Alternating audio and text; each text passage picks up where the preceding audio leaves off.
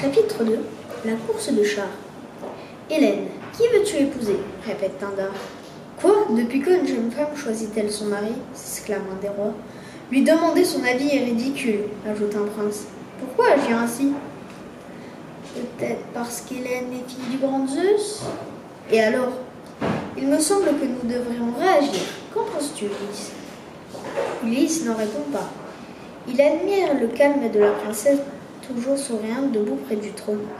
Je souhaite épouser le blond Ménélas, déclare-t-elle d'une voix douce. Qu'il en soit ainsi, approuve Pindare. Qu'Hélène et Ménélas deviennent mari et femme, roi et reine de Sparte, car en cadeau de mariage, je leur laisse mon royaume.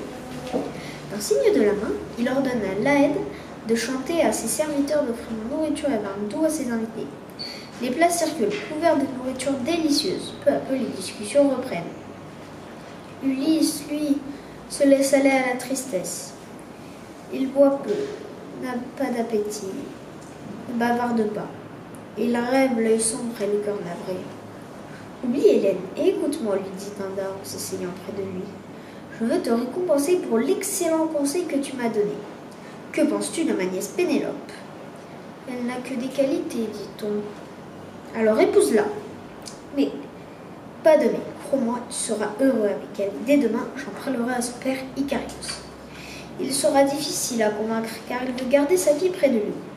Mais je sais comment le faire changer d'avis. La discussion entre Pindare et Icarios est houleuse. C'est le devoir d'un père de trouver un époux à sa fille, une épouse à son fils, insiste Pindare. Tu as raison, cependant, es-tu sûr que cet Ulysse est un homme bien? Je connais ce jeune roi, il est courageux, fort, intelligent et astucieux. Il respecte ses parents et honore les immortels. Que veux-tu de plus? Rien, enfin, je ne sais pas. Peux-tu être plus clair? D'accord pour que Pénélope se marie, accepte Icarios à contre-cœur. Mais avec qui? Avec cet Ulysse que je ne connaissais pas hier? Exactement. Non, je ne peux prendre une telle décision.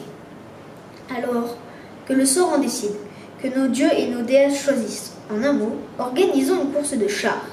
Et Pénélope épousera le vainqueur.